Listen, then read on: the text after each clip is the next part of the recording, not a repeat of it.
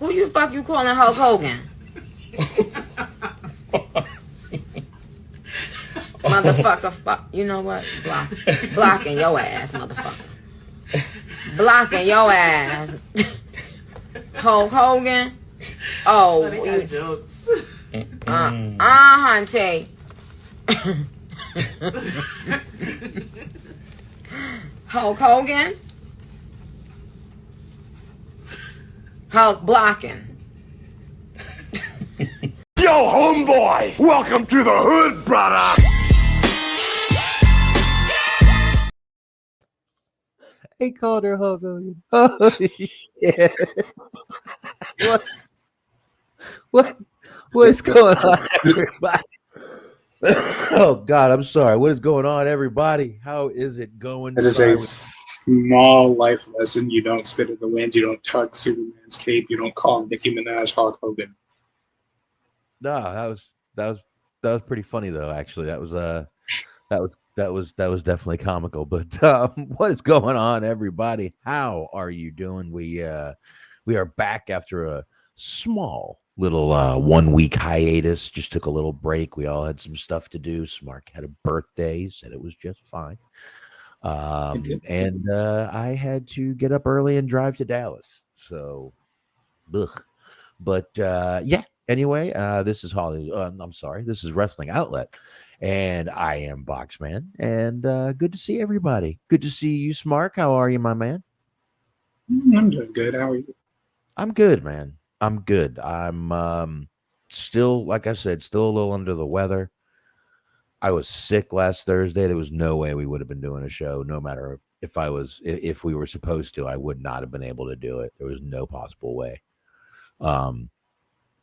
And then the next day I had a meeting, and I just found out those two guys, both my dad and the guy that the VP of sales, both have COVID. So I probably gave them both COVID. That's pretty cool. Yeah. I mean, hey, you look, you know, you don't always get things out of a meeting, but look, this one I gave them both a little something to remember me by. That's not what you get, it's what you give. That's right. So gave him a little bit of the little bit of the corona, a little bit of that, little bit of the C virus, but I don't know, which means I probably had it and still dragged my ass to a meeting that I probably shouldn't have. But my throat's still a little dry, I'm still a little stuffed up, so I probably more than likely had COVID. Could be. But my dad's like, yeah, I tested positive, and they didn't even come in with a mask on. The doctor didn't even have a mask on. So it's like they don't even care anymore. They're not even trying to hide it. They just don't care anymore. She's like, yeah, hey, look, you got the flu. Go get some zinc. Go get some vitamin C and vitamin D, and you'll be fine. There you go. Yeah, so I didn't take any of that, but I did take some NyQuil. I did notice there's a commercial that's been airing a lot of just different things that I've been viewing, that it's like you're supposed to get a COVID shot and a flu shot this year because there's a new variant. It's like, at what point does it stop being like COVID? It starts becoming something else. Like, how many variants can you fucking have on one particular disease? 1,342,000. Fair enough. Okay. That's an answer. Okay, so prepare. We got a lot more coming. There is no more flu, though. That's good. It's like we've stamped it out because of COVID. So, hey, you know, something's good. But I don't know. Like I said, I was sick last week. I was dying Thursday. Friday, I went home. As soon as I was done, it was like a 3-hour ride there, a 2.5-hour ride home. It was a nightmare, man. It was a horrible day last Friday. It's when you feel sick. You know how it is. All you want to do is get home and close your eyes. Your fucking eyes are burning. Your head feels like shit. You're sniffing. And no one will fucking just let you go home. Everyone, there's traffic. People are getting in your fucking way. All I wanted to do was go home, take NyQuil, lie in bed, and die if I was supposed to. I did not care. Like, whatever happens. I'm closing my eyes. If they open back up, fine enough. If it's my time, it's my time. Oh my God, I felt horrible though. Especially, like I said, I went to bed 7 o'clock at Thursday night. I barely made it through what I had to do at work. So, good times. Yeah, it sounds like it. Good times. But I also thought if I didn't have COVID, since I was hanging out with my VP of sales on Tuesday, I probably do now. So if I didn't have COVID, I probably do have COVID now. Hmm. Well, the good news is that it's actually just a made-up disease, so you're going to be fine. Yeah. Do not let the fucking liberal media fearmonger you into thinking that you're sick. No, I feel fine. That's what I keep telling myself. Simply choose not to be sick. Right. I've chosen not to be sick. I can't do that. I feel like fucking shit. But I'm trying. I mean, it worked for Magic Johnson. AIDS is a killer that does not discriminate. All Americans need to know the basic facts. Write AIDS, Box 14252, Washington. Oh, you shoehorned that fucker right in there, didn't you? Cheese man. What's going on? Gotta start it off early. You shoehorned that fucker right in there. I like it. But It was actually kind of just, I didn't have anything planned there. It was just the joke was to say that COVID didn't exist. And then I told you to simply not be sick. And as I was thinking about that, it's like, all right, well, it's an opportunity to make fun of people with AIDS. So I'm going to take it. as you should. Is that what I'm supposed to say there? I don't know what I'm supposed to say there. I don't think that's what I was supposed to say there, though. Nah. All right. Yeah. Anyhow, I could have said that, but I can't do that good, so I'm not going to say that. Anyhow, folks, we've got plenty to get into, plenty to talk about. We've got fucking TV deals. We've got Skinny Dave Bautista to talk about. Got Bischoff. We got Grand Slam to talk about a little bit. If you want to do those predictions for what we got right now, we can do that a little bit later. And how have they been doing this for fucking like 5 years now? And not a one time have they not been sponsored by Denny's. Like that is it seems like just the premier opportunity to, if you're going to have a show called Grand Slam, it should be sponsored by Denny's. They should have the show at the Denny's. Like how they had that metal concert that went viral. That'd be great. Right at Denny's, right in the middle, right in the kitchen. Go into the kitchen, fuck shit up. Oh, there goes someone's fucking hash browns. Yeah, you just leave Roderick Strong there and make him a busboy. I mean, how long till anyone knew? That's the question. It's like 5 years. We haven't seen Roddy in like 4 Dynamites now. Have anyone seen him? No, he was on like yesterday. That's not. No. That was Kyle Fletcher. Was it? Yes, he was on commentary. He was doing commentary with Taz, and he I heard him. Kept calling his son a little bitch or something, and Taz was like, "I am 3 inches taller than you for the first time in my life, so I will choke you the fuck out." Yeah, I heard when he left. He said, "See you. Thanks for your time, guys." That'd actually be great if that is how he talked. See, I got it, man. Nailed that shit. Fucking nailed that shit, bro. That's what I do, bro. That's what I do. What the fuck? What am I talking about? She says I was sick a couple weeks ago. Felt like I got hit by an avalanche. It's an avalanche! Snow filled the air, buries everything. Time to be scared. You better be aware. It's a nightmare. You better. It wasn't a nightmare. I just want both of y'all to know if I ever am actually caught in a real avalanche, I am just throwing myself in it to not fucking hear that song ever in my mind. I'm just gonna that is my time. If I'm ever in an avalanche, I have found my time, folks. See, I feel like it'll be a situation like how the episode of The Simpsons where Homer went skiing and just the only thought he could hear in his head was Flanders wearing fucking skin tight suit saying nothing at all, nothing at all. Like that would you'd be in the avalanche and you just hear avalanche and you'd be like, I mean, I would try to get away from it, but if not, fuck it. Mm-hmm. Try. I thought you were going to say if I ever end up like going down for murder, it's going to be because I found that kid. Well, let's just hope I don't find that little fuck. Mm-hmm. How old is that? How old do you think he is now? He's actually, it's a pretty old video. I think he does a show with me and Cheese on Mondays now at 8:30.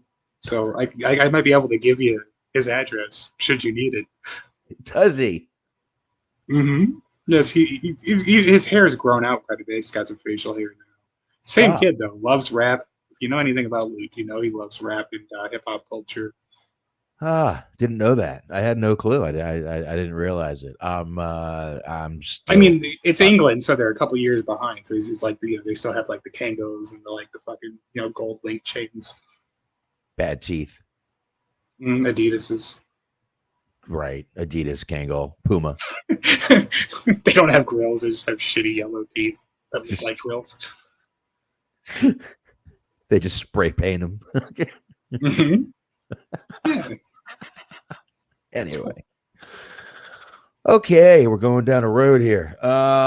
Anyhow, I guess since we're going down some sort of road of debauchery, we can keep going with that.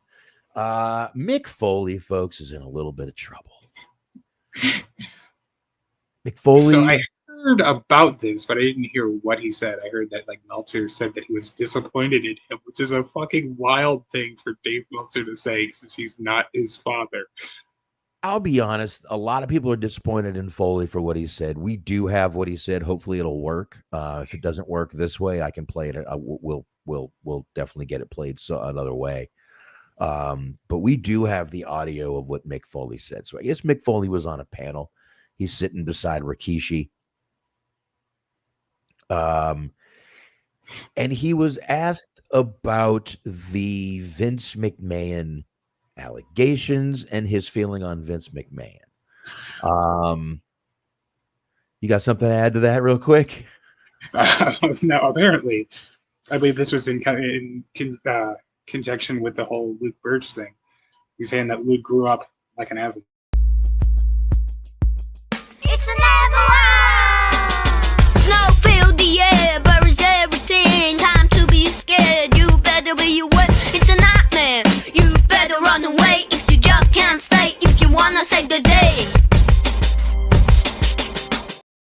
He's right. It's a fucking nightmare. It is a fucking nightmare. It is a nightmare. It's a reoccurring nightmare. There's no way. His dad had to have forced him to do this. I am almost 100% certain that his dad wrote the lyrics to all those songs. It made him perform them. His dad or that one uncle, the one uncle. That guy. It's like, look, you're gonna rock one mic or the other, friend. It's your choice. You want fucking playtime? Come here. Get on this fucking keyboard right now. Fucking drum machine, whatever it is. You're either making the song, you're entertaining my poker buddies. The choice That's is right. That's right. It puts the lotion on its skin, you little fuck. I don't care if you're cold. It's a white fan. You better be scared. You better run away. Fucking put the heels back on, you little bitch. Okay. That road of debauchery again. But we do. Okay, let's see. Perfect transition is the Uncle Mick Foley, says CM Punk. So right back where we started. Mick Foley, condoning rape. Let's hear it. Let's hear it. Let's fuck the context. Just play the goddamn video. Okay. Context. Let's hope it plays. All right, hold on a second. It should be on you. Yeah, no, it is. I have it. Let me just go ahead and hit the button. Stick your ass in! Fuck me action! My ass is gay! My ass is gay!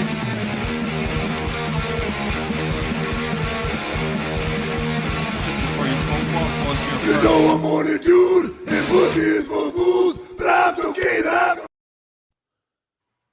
personal relationships like with Vince McMahon, kind of what personal Okay, there's no experiences sound can you share with us? again. I genuinely liked him. You know, I mean, not a problem. Okay, hold on. I can hear it. Can anyone else hear it? No. This is the question. If I can't hear it, they can't hear it. Plain and simple. Because everything goes through my speaker. So, because it says you have volume right here, but for some reason, wait a minute. Let me make sure I'm not muted here. Yeah, volume's on. Muted. I mean, my YouTube hasn't been working, but here, let me make sure I've got sound here. Let me load up that video real quick. Question for you, but what was your... Can you hear that? I can hear that. All right. Well, then everybody can hear it. I'll tell you what. I'll just go ahead and play it with the volume muted, and then you can sync up the audio. All right, here. I'm going to go ahead and rewind. Tell me when you hit play. Ready? Tell me when. Go ahead. Question for you, but what was your personal relationships like with Vince McMahon? Kind of what personal experiences can you share with us?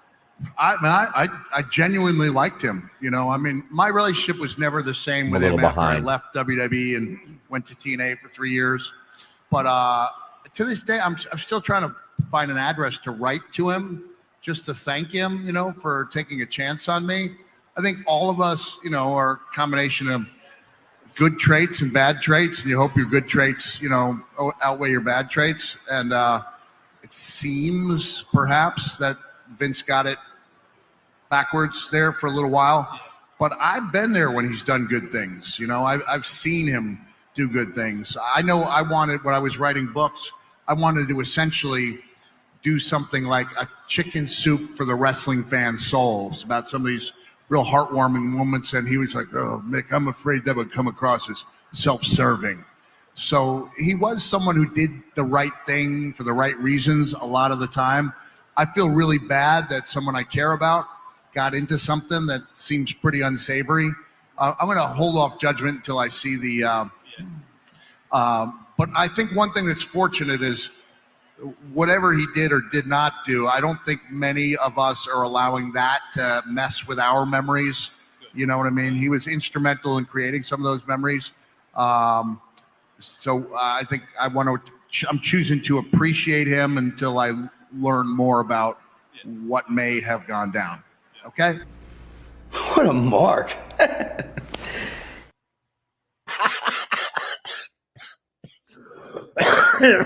Okay. Okay. Holy shit. All right. So that happened. All right. So what Mick Foley did there is toe the company line. Didn't want to shit on a guy that completely gave him the shot to take care of his family, to make him who he was. You can't. I know people seem disappointed in the guy, but no one knows Vince McMahon like Mick Foley. Mick Foley actually personally knows the guy. This is like when Jericho says good things about Benoit. I know. There's not much good to say. Jericho prefers to remember the good about Benoit rather than what he did. I get it. He was a friend. I get it. Now, Vince luckily didn't kill anyone yet that we know of. That he's been convicted for. Is that better? Yes. I mean, I guess negligence isn't necessarily exactly the same thing as murder. Oh, look, negligence, complicity, those are just words. Okay. Those are words, Mark. They're just words. You would think I would have something related to Owen Hart in these clips. Slander, libel. They're all just words. Some are written, some are spoken. But anyway, I got to be honest. I'm not as outraged as everyone else at what Mick Foley said here. I'm not disappointed in the guy. Mick Foley is not a guy to go out there and go, "Oh, fuck that guy." That's not Mick Foley. That's why we love Mick Foley, because he's not that guy. Mm-hmm. So I really, listen, I know it didn't look very good for that Rain charity that he represents, but I don't think he said anything controversial. I don't think he said anything. He didn't praise completely McMahon. He said he had gotten. I mean, he did at the beginning, and then he's like, "Well, that looks like sentence is damning." Though it's like, well, he didn't completely praise him. He just started off with making some weird joke about how he wants to send him a thank you card for helping his career. Which, okay, fair enough, but like, I totally understand the idea of like, all right, he's been instrumental in my career. I'm going to wait until the trial plays out before I make any statements or anything, or I'm not going to like even answer anything related to that at this time because there's still a lot left to play out. There's all kinds of different ways you could have gone with that. The interesting way is making a joke that wasn't particularly funny and then talking about a book he was going to write. It's like, what the fuck is like? Now is not the time to promote like your shelved projects, friend. And also, he's like he started to say the right thing, but he said he's like, well, I'm going to wait until I see the. It's like, see the what? There's fucking text messages out there. There's various court reports. There's like, I understand if you want to wait for everything to play out before you say anything, especially with somebody that you have like that close of a relationship with. But like, you just say that. Like, you kind of dug an unnecessary hole. And then also, first out, like another thing is flat out bullshit that he said. Like, it's like, well, that seems self-serving. Like, we don't want to. We don't want to self-aggrandize the things that we do. It's like bullshit. You do that all the time. You literally do that all the fucking time. Like, how you have hours of footage of Cena with cancer kids and with like Stephanie doing shit. And, all the stuff that they do for like breast cancer awareness, which is funny now in hindsight. But oh Jesus. But Mick is just doing what we're supposed to do. Innocent until proven guilty. That's what it used to be. With social media now, it's fucking guilty until we say you're not. So I don't know. And no, we're not in a damn garage. Stop it. I even hung up some. We are not in the garage as a factual statement. I am not. I am in a bedroom. There's pillows. See, I hung up shit. I hung some shit up. I was gonna hang the Chris Benoit, but I thought that would be in bad taste. That'd actually be kind of a fitting tribute. Maybe later I'll put a pin in it. I'll put a pin in that. But Mick Foley's just doing whatever. Mick Foley's doing what everyone's supposed to do. Innocent until proven guilty. I'm not outraged. I don't have a problem with it. Like I said, Mick Foley is known to be a good guy. He's not shitting on people. That's not the Mick. Well, no. It wasn't him that was being accused of that. Good point. Smart guy. Pun corrected. I didn't even catch that. Didn't even catch that. But you're right. But you see, you just said accused. Mm-hmm. Did she ask for it? I hope not. God, I hope not. Oh God, please no. Oh, old man diarrhea shit on your head. Ah! Mm. Well, I mean, at least he's continent. A man his age, typically, they have struggles with that kind of thing. Well, I mean, maybe he didn't mean to do it. Mm-hmm.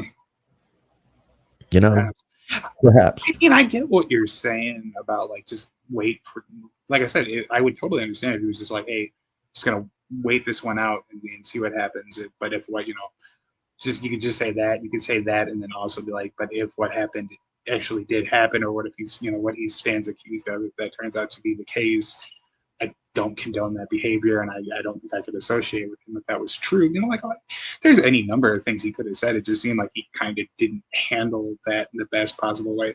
And it's like, I can't even really have sympathy for him in that regard, because, like, you're going to be asked about it. Like, fucking have an answer prepared. Have something. You're a smart guy. You're a fucking best-selling author. You could, like, just think of a fucking standard line that you could throw out there when the inevitable happens. You should have called Triple H. Trips, I know they're going to ask me this. What the fuck? Give me the company line. Talk about Santa Claus. just remind people you've been hit in the head numerous. Nope, that doesn't reflect positively on us. In WCW, it's not our fault. It's Just start talking about when Taker threw you off the cage. No one will remember Vince. So, all right. I mean, look, listen. I understand the internet outrage, but I'm not even sure some of those people believe what they're fucking writing in on the internet. I really don't. I think some of those people were just like, that's Mick. That's the Mick Foley we know. That's how when I heard it, that's the first thing I said is, that sounds like a Mick Foley answer. If John Cena gave that answer, I would have said, that's a John Cena answer. 早上好，中国！现在我有冰淇淋，我很喜欢冰淇淋。 Exactly. See, that's exactly what he just said there. Is Vince is probably innocent. I don't know yet. It would actually be pretty great if they had a scene of that and just like short-circuited, started speaking Mandarin until they left him alone. That's why he learned Mandarin to do it for one fucking commercial, I think. He knew it was coming and he just fucking hit Duolingo as fast as he could. He's like, all right, I got to get out of here. His Babel charge has to be fucking through the roof. Probably. But and this is only the start of things, because we were talking about this before, but like the documentary comes out, all episodes come out, 6 episodes I believe it is, on Wednesday of this next week. Yeah. So by this time next week we'll have a lot to talk about. I think we'll watch at least, I'm sure, 1 or 2 by then, maybe 3. It's harder. I'm gonna try to watch as many as I can so that the shit doesn't get spoiled for me. But even if I don't manage to watch them all, I'm sure there's going to be plenty of like transcripts and stuff to talk about. Yeah, it's just, this new job wants me actually working. I don't know what their problem is. Assholes. I know they want me out working, doing stuff, and I'm like, not really my thing, but I'll do it anyway. So, kind of gone during the day, most of the days now, which is a good thing though. I'm actually out hitting the streets and enjoying myself again for once. Yeah, having fun, man. I miss going out, hitting companies, talking to people, and the companies here are so small. There's only 3 or 4 people in the office usually, unless it's a huge company. So, I usually walk in and try to get the business card of the buyer, but here out in East Texas, I usually run into the buyer because the buyer usually does most of the stuff in the office anyway. So it's nice. It's interesting out here. Right on. These little small towns and these small companies that are just, they barely have any employees, but they use a shitload of packaging. It's incredible. Then we got a giant company out here that makes air filters, just hidden away, off in the cut. Isn't that always the case with like small towns? Is that there's like a factory that just makes a random fucking thing that you wouldn't even think about necessarily? Well, there's a lot of Kilgore is kind of like the oil home of East Texas, and it's like 15 minutes down the road from me. So there's a lot of valve companies around here, a lot of piping companies around here. Ooh. So to fix, and there's a lot of valve control companies around here. So all kinds of stuff like that to kind of serve the oil industry. That's really what a lot of the companies around here do. But then you got, like I said, the big manufacturing plants. There's another big manufacturing plant that does big rigging hooks and shit. So it's been fun going out and hitting some of these places. And sometimes you think you're lost. You're going through like these. Literally today, I'm driving through this. It looked like a little farm area. And then suddenly I go around the curve and there's this company there. Huge. I'm like, holy shit, I love this place. I love my GPS more, but I love this place. Okay. I never would have been able to map quest this motherfucker. Are you one of those people who types in an address in the GPS and then immediately proceeds to argue with the GPS because you know a better way? No, because every time I think I know a better way than my GPS, I end up in traffic. Every time. So I've for a long time now, I follow it. Even if it's like, where the fuck is it taking me? I follow it because every time I'm like, fuck that. I'm going my way. Right. Oh, this is why it didn't want me to go this way. So I follow Mr. G or Mrs. GPS. I have a woman's voice on mine. Mm-hmm. Oh, I can change it though. I use Waze, WAZE. Good program. Mm-hmm. Good app. It's a good app. Sponsor us? Huh? I said sponsor us? Yeah, right. Yeah, after the whole uncle conversation. So, folks, we all know them that. We send them a very isolated, heavily edited clip of some sort of like pseudo intellectual thing that we've talked about before. And then we just pray to God that they don't see any of the jokes about AIDS or racism or like, we'll have to find the 3 minutes we do that for. So, I have to dig that out. That's right. Excuse me. Sorry, folks. Still a little under the weather, if you will. But anyway, let's go ahead and roll on here because we all know Raw is going to be moving over to the old Netflix come 2025 in January. And a lot of people were wondering, how is this commercial thing going to work? Is there going to be commercials? I already pay a monthly fee, and that's how it usually works. You pay a monthly fee. You can get the low tier with some commercials. You can get the middle tier. You can get the high tier with no commercials. That's how it usually works. Nope. Not going to be that way for Raw, folks. Netflix is actually wanting to add more commercials to both the live and the pre-recorded programming. And they feel that Raw and the wrestling fans are a good place to start because, hey, guess what? Wrestling fans are already used to having ads on the shows they watch. So, hey, since you're already used to it, fuck you. Mm-hmm. Be our guinea pigs, and this is how we're going to do it. So there will be commercials. You will probably see a lot more commercials, which I'm telling you right now they're going to start losing subscribers. If you pay, what is it now, $17.99 a month for no commercials? I have and no idea. As I say, I have no idea.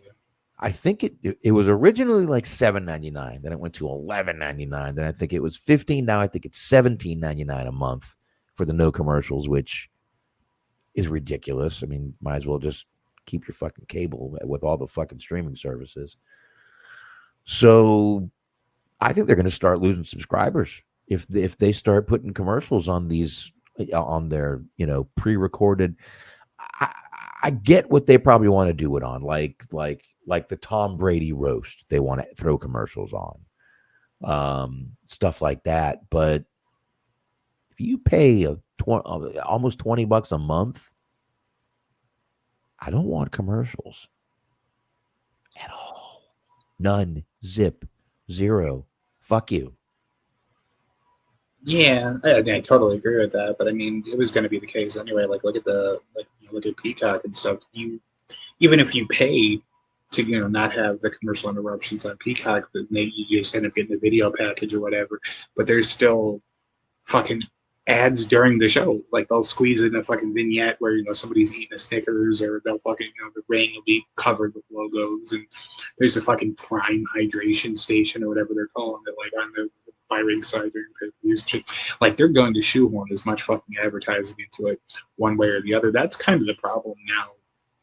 Yeah, that, like, everybody has ad block, is that they just find new and abstract ways to fucking cram commercials down your throat. I mean, people will find different ways to watch wrestling without commercials. I will guarantee you. Oh, for sure. I will guarantee you that will happen. So there you go, folks. They're going to just use wrestling fans as guinea pigs, is what I'm reading. Basically, I don't know if you got the same gist as I did there, but guinea pig. Like, it's like, yeah, you're an impressionable horde. We're going to just sort of try to influence you. Anyway.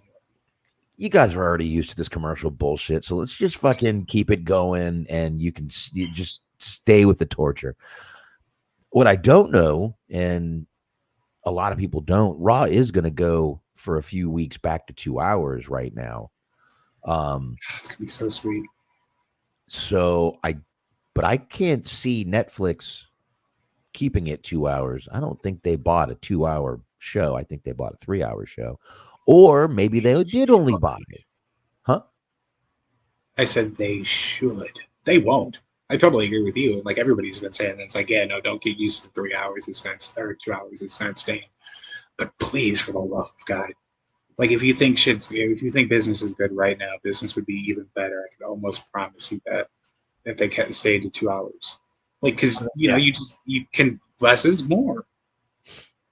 Yeah.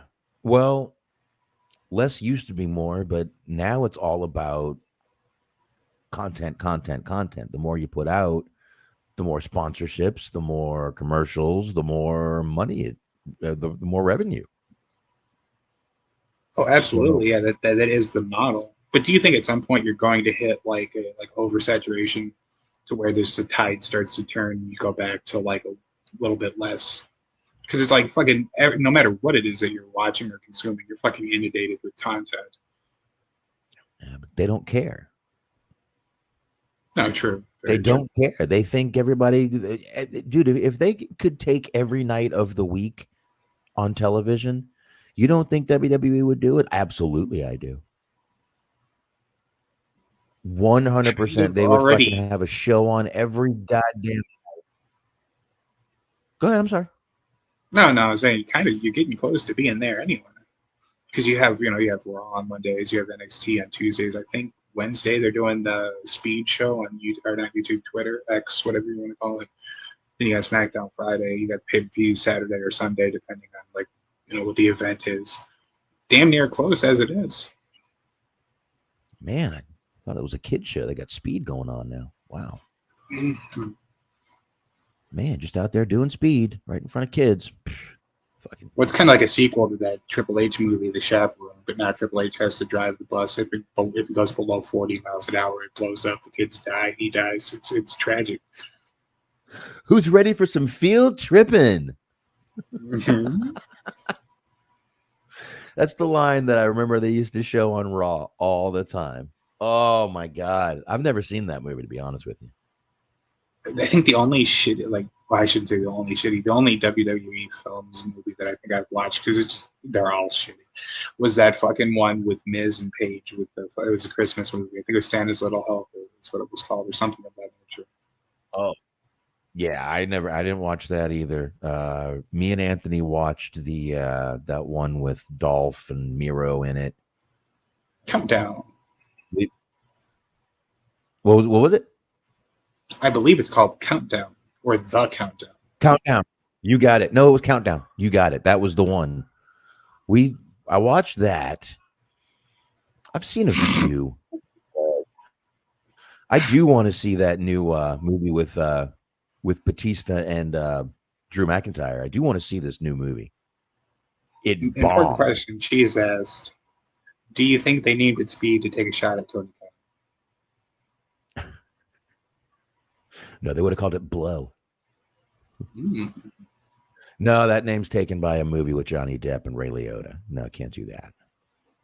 R.I.P. Paul Rubens.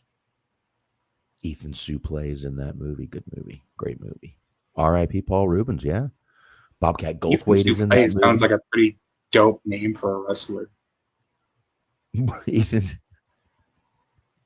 It could be. Though your wife wants to see the new movie too. Well, it's funny. We're about to talk about Bautista a little bit here. Because everyone else is talking about Bautista here. And his weight loss. Good Lord. Batista's losing all this weight. My God, how could he be losing all this weight? Hey, where'd that article go? I'll get it back real quick, and then we'll share that. I don't know where the hell it went. There it is. I got it. So let me share this real quick, Smark, in 1 second here, so we can show you all some pictures. This doesn't have any. He's on Ozempic. He might be. You never know. But he's denying that he's starving himself. Totally denying it. But we've got a few pictures, and people are actually saying they're worried about Dave Bautista. That's what I was hearing. Yeah. What you were saying, there's a lot of people that are worried about Bautista, like, because he's lost a lot of weight. I saw a tweet that said, I don't remember exactly what it was that it said. I can't say word for word, just sort of paraphrase what one of the people said on Twitter. Get him out of here! He's got AIDS! Just trying to take a drink.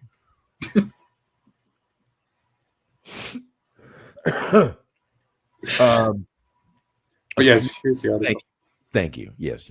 Appreciate that. Let me make that a little bit bigger. That should be a little better. That's much better. So as we scroll down, we see, like I said, everyone here is wondering what's going on with Dave Bautista and his weight. Dave Bautista losing all this weight. It says he's down to 240 pounds right now. He was talking to Chris Fish Fillet, and he did kind of bring up a little bit of his weight loss and what's going on. And I'll try to share it again one more time. Otherwise, we'll just do it the same way we did it, Smart. But here, let's go. You know what? Let's go through these pictures of Dave real quick. And let's be honest. He said he's not anorexic, by the way. This was Dave just a little while ago. And then we're going to see Dave Bautista now. I'm a little more worried about his choice of fashion at this point than his weight. Yeah, because back in the day, he would be the one giving the pearl necklace. Not wearing Yeah, that's used to. I mean, even ZZ Top has a song about the pearl necklace, and the men weren't wearing it. Men were not wearing it.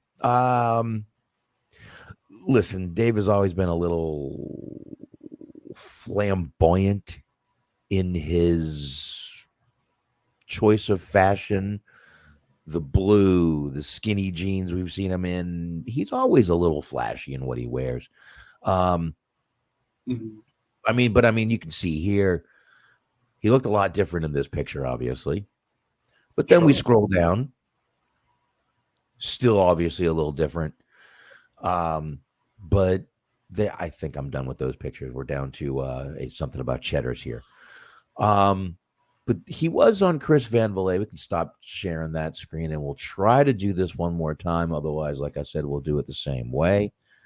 Give me a sec here, Smark. I will present the video. CM Perk says Batista's fine, just wants to live past 60 and beyond, which is a fair point. I agree. Another fair point is that he also says Dave's wearing a halter top, which is equally, both points are true. I think that's called a wife beater in some places, but I don't know, but close enough.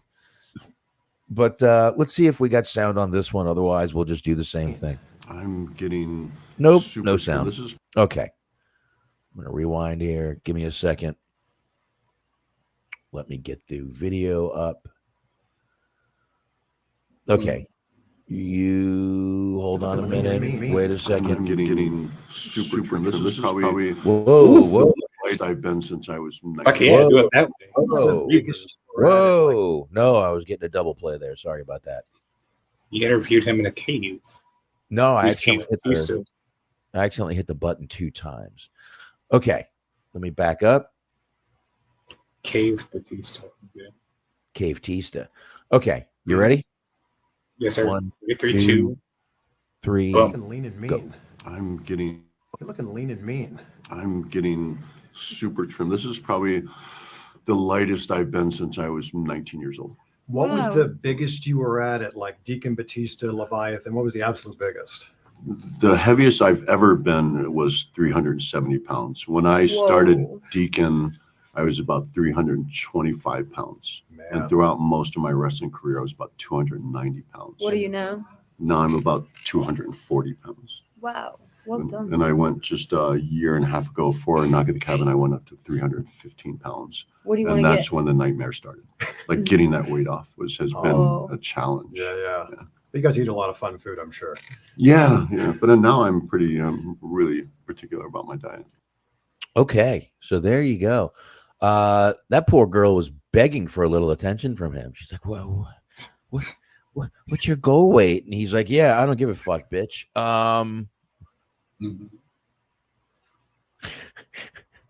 Good stuff there by Dave. But yeah, I kind of agree with Mr. CM Perk here. I think he might want to live longer. I think he doesn't need to have the weight. He also said he looks like his words, exact words, he looks like a gorilla besides other actors. Wants to trim down, wants to try to get some better roles. I mean, look, if it works for him, great, but this movie right now bombed. But it doesn't look that great anyway. But I don't know. Listen, I see no problem with it. He wants to lose weight. It's up to him. He doesn't want to be as bulky. He doesn't want to carry that much mass. Who are we? Who am I? I'm not here to fucking shit on the guy. I did it again. Oops, you did it again. Poops, you did it again. Anyways, no, I mean, I get it. Like, there could be any number of things he could be doing. He could just be altering his training. Like, he might not be lifting as much or as heavy or whatever. Like, there's different ways you can go about that.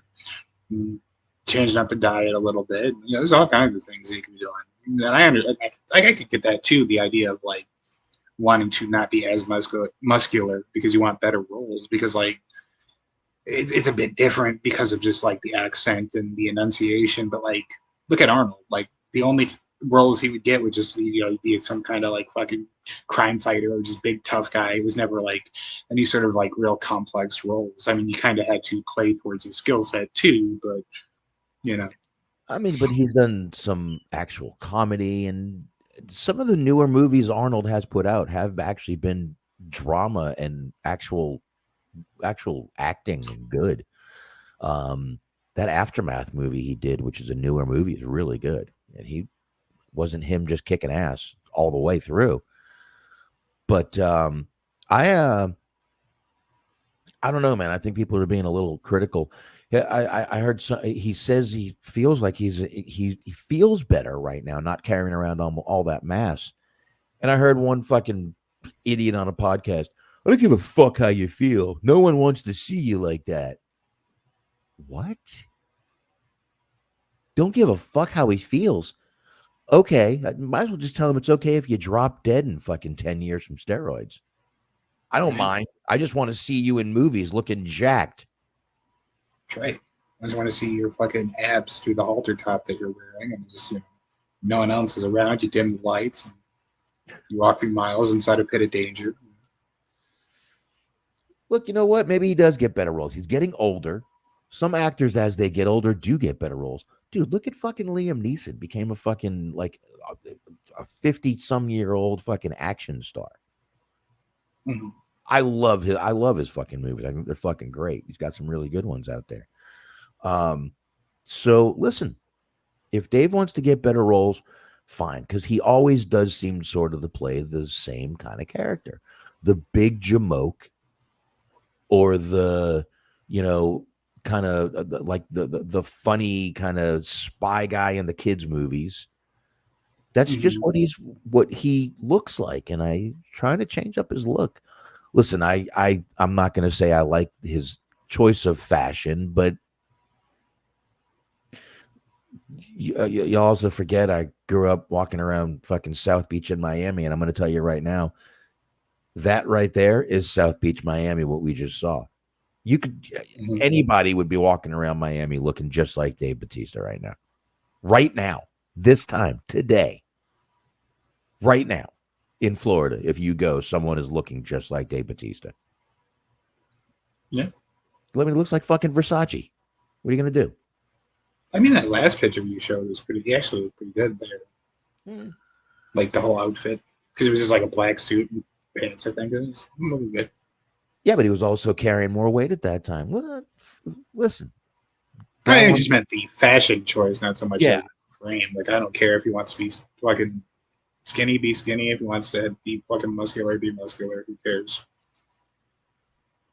But also, I'd be like, I'm the same person. Like, I also kind of universally feel like it's your body, it's your choice. If you want to use roids, use roids. If you want to use drugs, whatever. Because, like, there was a whole thing of, like, we were talking about before, like, Joe Rogan being like, The Rock is on steroids. Like, yeah, no fucking shit. Duh. Who gives a fuck? Like, he's not a fucking competitive bodybuilder.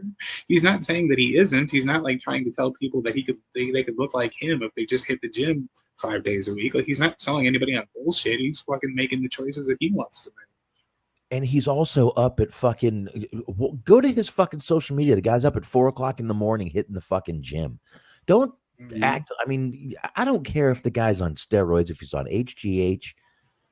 The guy puts in the fucking work to look the way he does. Yeah, absolutely. He definitely does.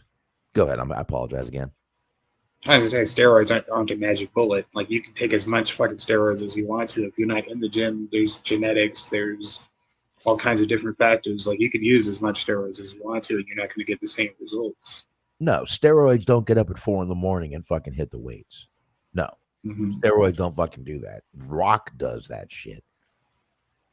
My God, those cheat meals he used to post pictures of. I used to love those. That shit is insane. Sit there with like a stack, like a dozen pancakes. Like, not even just The Rock, but if you've watched anything, like, from time to time I'll watch some of these videos of like the competitive bodybuilders talking about what they eat, especially the older ones. Fucking Ronnie Coleman or whatever, like the kind of fucking steaks on top of steaks, on top of eggs, on top of just fucking eating like fucking 8,000 calories in a day and then go to the gym for like 5 hours. This is crazy shit. Oh yeah, it's like what is that movie? Pumping Iron with Arnold. They go to like a restaurant for breakfast. They're ordering like 6 hamburger patties, 8 egg whites, and this, and I mean, it's crazy what they're ordering for breakfast, and you're just like, how do these guys not just feel like complete shit all day? And then before those competitions, they dehydrate the shit out of their bodies so their muscle tone shows. I don't know how man, that's a hard fucking life to live, man. And I mean, you got to remember also about Bautista, the guy's 6'5". Right. So 240 on a guy's 6'5" might look like he's thin, but he's still 240. Yeah, exactly. So I'm not worried about him. I say if he feels great, good for you, Mr. Bautista. Right. Good for you.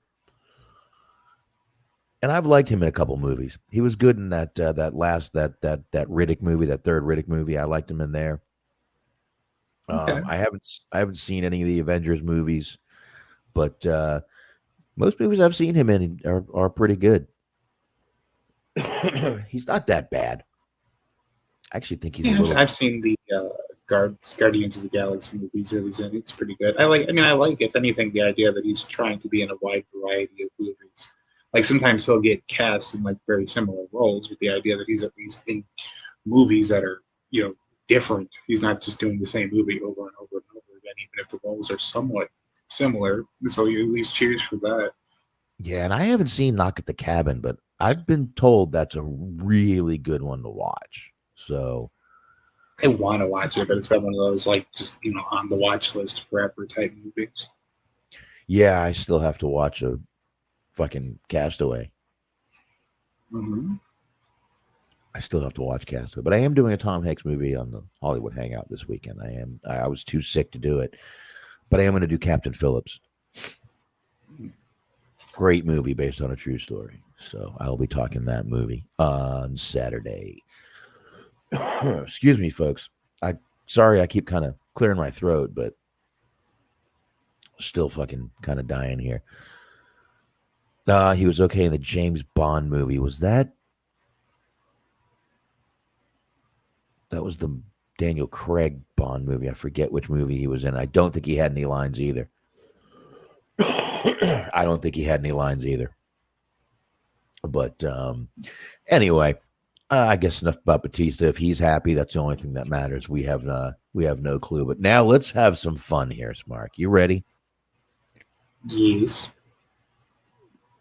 She says, "Knock at the Cabin" was meh. Yeah. Yeah, remember, I like those meh movies. So true. He had suggested earlier, not to throw my endorsement out behind that too. It's a movie called Boy Kills World. It's pretty fucking solid. It's on Hulu now. That's where I watched it. I know you have your ways, but Cheese and I both watched it over the weekend. We both digging it. Did he just say Daniel Craig was the best Bond ever? I might have to kill him. Probably. I was trying to see it. Oh, Sean Connery, best Bond ever. I've seen like 2 of those movies, I think. I haven't watched all the James Bond movies. They're all kind of similar. I think I have every Bond movie. And I would say my favorite is Never Say Never Again. Never Say Never Again. That is a Connery one. And I thought he was the best Bond. Everything he portrayed, I just thought was great. I like Roger Moore too. I really did. I thought it was hilarious that he was in the first Cannonball Run movie as Roger Moore. He was as Roger Moore, and it was funny. It was funny. But yeah, good stuff there. Good stuff there. But let's have some fun. Speaking of fun and funny, I don't know when, Smart, maybe you can help me out here, when Vince Russo became the Alex Jones of the professional wrestling podcasting business. Can you help me with this? When this happened? I cannot, but I'm starting to think that I'm going to end up having to walk back my opinion that Russo isn't as bad as everyone says. You might. I'm going to have to read this because I'm not going to pull this audio because I don't care to. And I can probably read it funnier than Vince Russo would say it. Vince Russo has a theory, a conspiracy theory that he is putting out there. Now, I know Vince Russo puts out some outlandish shit and it's clickbait and it works. It works for him. I get it. But this is the most Alex Jones tinfoil hat bullshit I've ever fucking heard. We know that, so here we go. We know AEW is working on this deal with Warner Brothers. TV deal. They've been working on it for a while. We know there were a couple hang-ups with some sort of streaming service that they were trying to put out there. Vince Russo, and we also know, I'm sorry, real quick, and we also know that Tony Khan had a meeting with Shane McMahon. We all on the same page here, Smark? Mm-hmm. We're all in agreement on everything that's happened so far, correct? It's all facts. Okay. Okay. No tinfoil involved yet, right? Right. Okay. Now, Vince Russo thinks that Shane McMahon is conspiring with his father to steal AEW's TV deal. Are you ready for this? Okay. And I quote, "I don't think this is that far-fetched.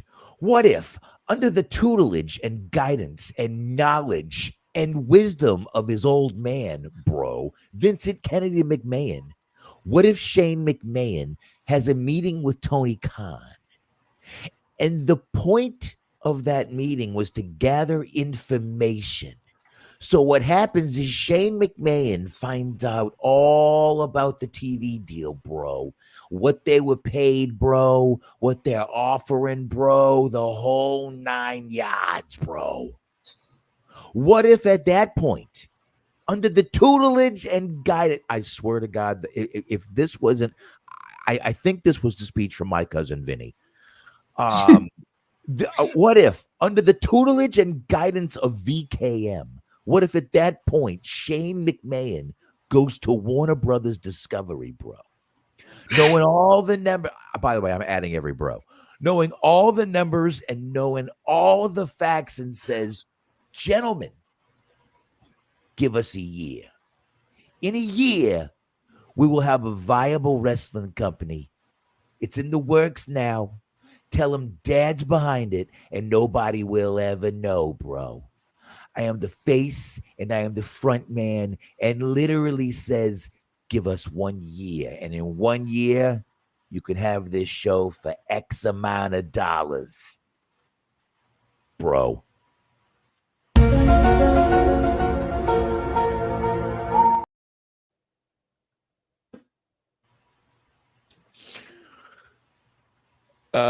No, well, the bros weren't printed, but I probably did not actually add that many bros. You're probably correct.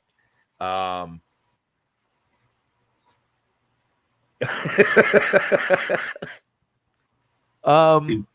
are implied. Smark, what? Yeah. Talk to me, bro. What do you think? What do you think? Exactly. That's how I feel about it. It's just Taz sound effects. To what end? Like, why would you want to like steal the company that like you're already like outselling? You're already way more financially successful than, like, it's not the territory days anymore. Like they exist, but they're not doing well enough for you to care, I don't think.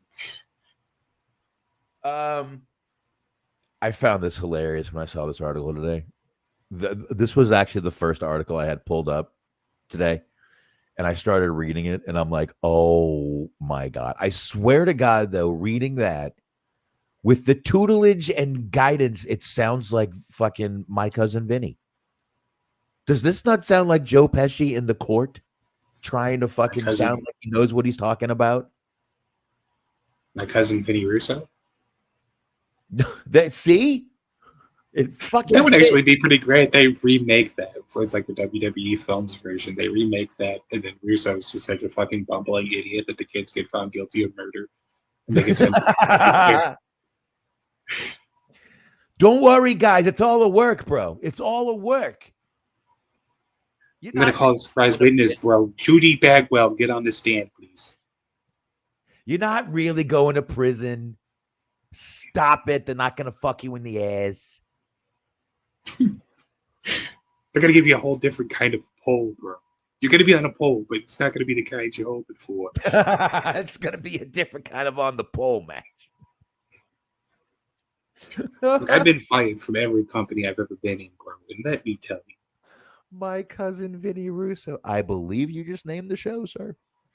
Mm-hmm. I think you have. That's less work for us tomorrow. Oh, that was good. Wow. How fucking high was Vince Russo to come up with that shit? Probably pretty. I think he just smokes weed all the day anyway. So that's pretty cool. Well, I mean, he smoked weed on air that one day. I don't know if he still does, but oh my Lord. That would be horrible, first of all. Actually, hot take. I think I would rather just like, if I could like meet any of the bookers in wrestling history, I think I would be down for like a 2-hour session of just like hanging out with Russo, getting really stoned, and like just listening to every dumb idea he's ever had.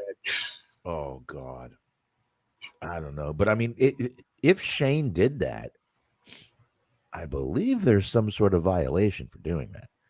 I don't think that's legal. Well, that family's not necessarily known for following legalities. No. If it was Stephanie, the story might make a little more sense. But it's Shane. Shane, I think, has actual God, what do you call those things? Morals. Morals? Yeah, Boom. I think Shane actually has morals. I still say if you look at the timing, I think Shane knew all this shit was going down and wanted nothing to do with it and got out when he could. But I think Shane has actual morals. I don't think Shane would do anything like that. But wow, Russo. That is actually the funny thing is like everybody was throwing a fit. Not everybody. There's a lot of people that were throwing a fit of like, why would Shane even go to AEW? Like they shouldn't bring him in. He's a McMahon, and like they're all terrible scumbags. Like you realize he's like kind of the only sane one, right? Like he's like the good one, which makes him the black sheep of the family. But like still, he's probably the only one that's not like a despicable human being. I don't think I've ever heard anyone say a bad word about Shane McMahon. No, I don't think so. I don't think Shane McMahon. The only kind of weird story we ever heard about Shane McMahon is when he was in a fucking helicopter accident. Not his fault. Yeah. Otherwise, he's a very successful in WWE, successful outside of WWE. Don't ever hear any shenanigans, and never heard a bad word about Shane. Actually, a lot of the wrestlers have said good things and that they respect Shane. Well, you were talking about the plane crash thing. They were interviewing him, and they didn't even know who he was for a minute. And then they just asked him, like, "Are you Shane McMahon?" He's like, "Yeah." So, anyways, the plane crash was scary. Yeah, some lady in the back was like, "That's Shane McMahon. That's Shane McMahon." And they're like, "Oh, are you Shane?" He didn't even want to bring it up. He didn't care. It is, in fact, how I survived, though. I'm just used to falling from high places. And he just shuffles on out of there. That's it, man. Guy fucking survived a helicopter crash. Badass. Shane is a badass. I've always liked Shane. I think he's definitely gained, not that it matters to him, but I think he's gained a lot of the fans' respect over the years. I don't think he needs that, but I think he has. The fucking King of the Ring match he had with Angle, where like he tried to throw him through the glass and didn't work, and he was like, "Fucking do it again. Like we're gonna do this as many times as it takes until it actually works." And you could see him saying again. And Kurt was like, "Are you sure? Dude, watch that shit back. That was brutal." Shane, that right there showed Shane was the fucking man. The fall he took in that match with Blackman. Kurt, I'm going to need you to not throw me like a little bitch. Put some balls behind it, Kurt. No, they had the wrong pane of glass. He went through plexiglass. Yeah. Mm-hmm. And then he did it. He fucking went through it again on the way out because he threw him through it, and then they were wrestling like inside of the set, for lack of a better term, and then he threw him back into like the entrance way. Yeah, plexiglass is like what bulletproof glass is made of. You know that, right? Mm-hmm. Yeah. Because the bullet spins instead of goes through. If it's thick enough, it'll spin and stop. Fun fact about him: he actually, when they were bringing back ECW, like his idea was that it was supposed to be like it was going to be a WWE.com show, and they were going to feature like lesser used WWE talent and then like indie talent that they had, like BW, where they were going to bring in people like Ring of Honor and shit. Like originally, basically, he was trying to pitch what ended up becoming NXT, like a fucking decade before NXT. Ahead of his time, man. Ahead of his time. Like I said, man, I really always liked Shane. I thought he was just Shane didn't have to go out there and take the fucking bumps he took. I think he wanted to. I think he wanted to wow the crowd. I don't think he did it for any self-serving one of the boys bullshit. I think he went out there because he wanted to fucking entertain everybody. Yeah. So anyway. Excuse me. Jesus. Speaking, though, of that, I thought that would be a fun one to talk about. Yeah. It was. It was. But we do have a few little details on this TV deal. Jason Orand at the Puck, who is pretty knowledgeable from what everyone has said on these TV deals and what's happening. Looks like the TV deal for AEW with Warner Brothers is going to be in the range of $170 million per year. They are also going to still be on TBS and TNT. Looks like they're also going to be doing something with True TV a couple times a week. True TV is looking to put out to turn into basically a sports type channel. Smark, I think until their streaming service is able to come out. I think Fubo sued their streaming service, so they're having a little deal with that right now. No. So there's that. But basically, here's what it is. It's 3 years plus a 4th year option, which basically means it's a 3-year guarantee, and that leaves Warner Brothers with an out. They can opt out of that 4th year if they want to. So if the ratings aren't good, so on and so forth, they can opt to not take that 4th year. Like I said, 170 million. They will be on those 3 networks. And like I said, True TV maybe looks like they're going for twice weekly. So not a bad deal. And again, this isn't guaranteed right now, but that's it. They're also looking to possibly get with Fox for possibly Ring of Honor in the future, maybe sometime in 2025. So there could be a few things going on with Ring of Honor. I honestly don't ever see Ring of Honor being back on television again, but that's just me. Yeah. I don't know, maybe. If Tony buys a TV station, maybe. I mean, I'm not necessarily saying that's what I hope for. I'm just saying that, like you said, every TV channel needs content. I can see, them throwing it on like on a fucking Saturday night or Friday night or whatever, just to kill time. Well, Smark, speaking of Saturday night, before we get, you know what, we're going to have to go a little out of order here.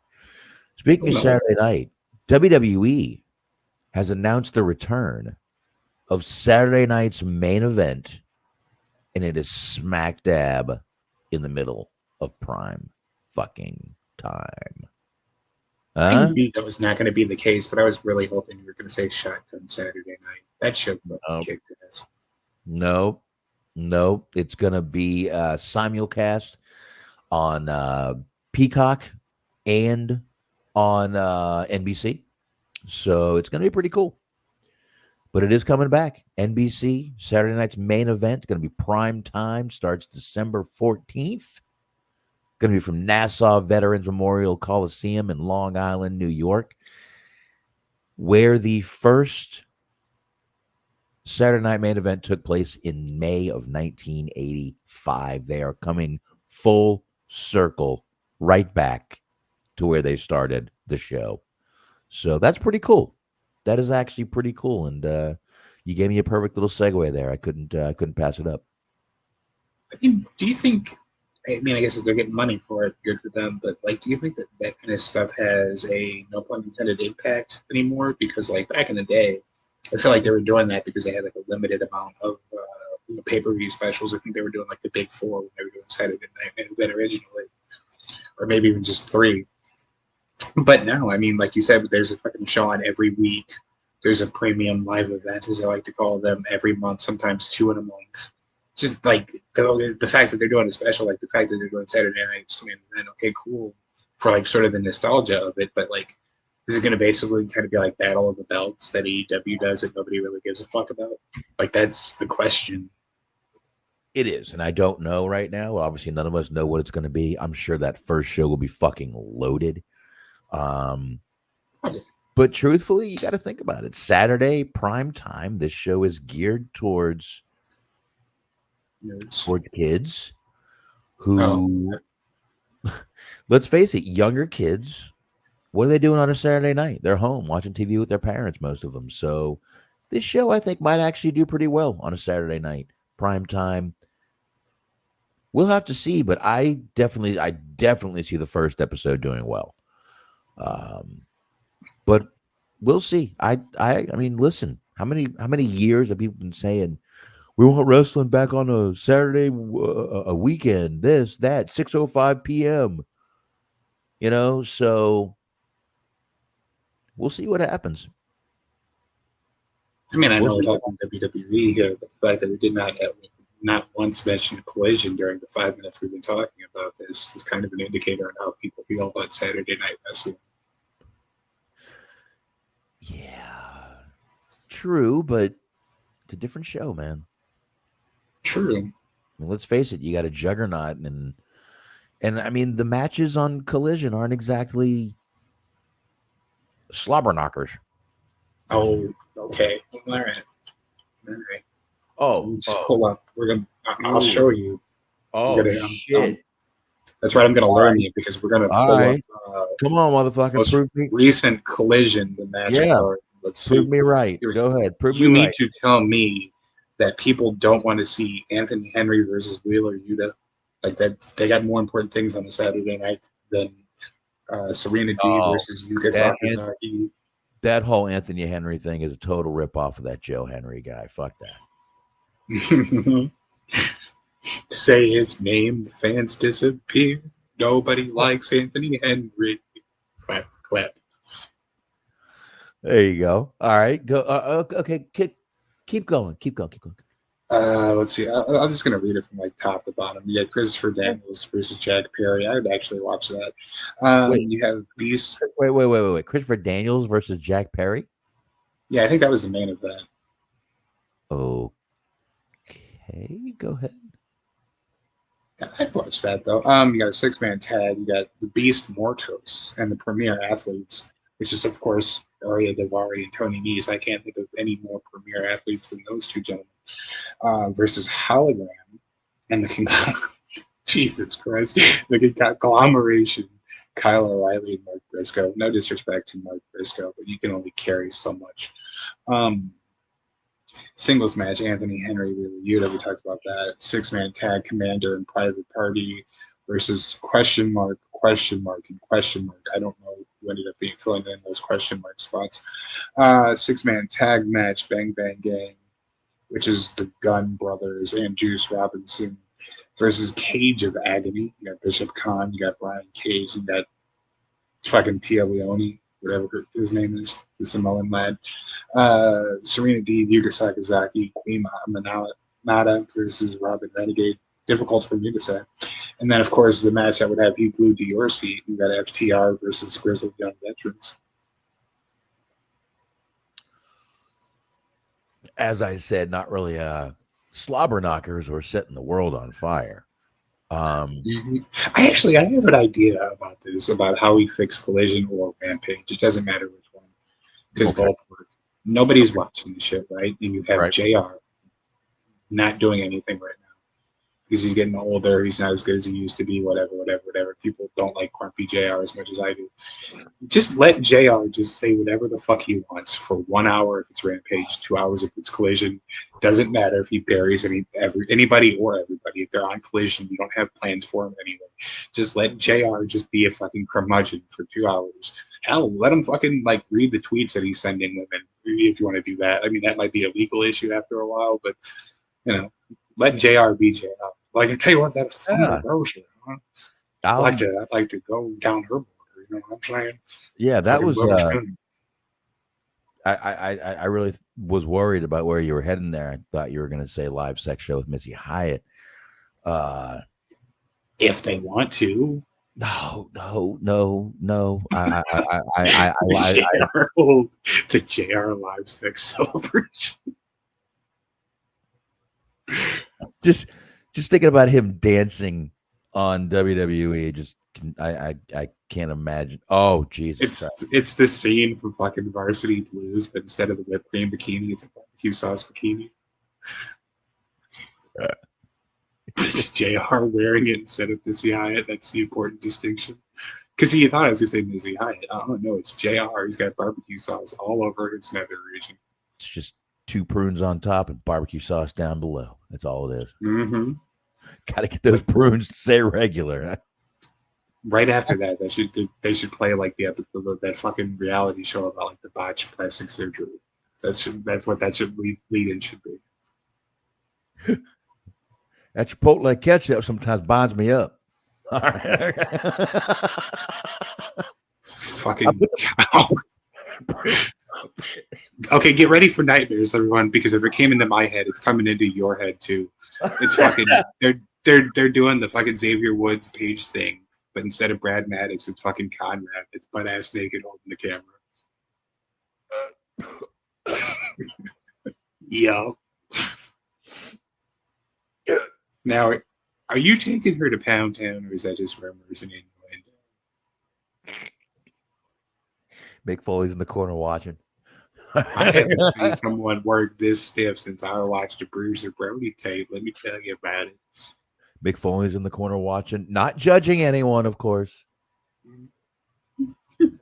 This reminds me of something I saw Vince do. He's a great guy, by the way. You just gotta get to know him. He never did anything to me. Can I get everyone's address so I can write them a thank you letter? He's sending out fruit baskets.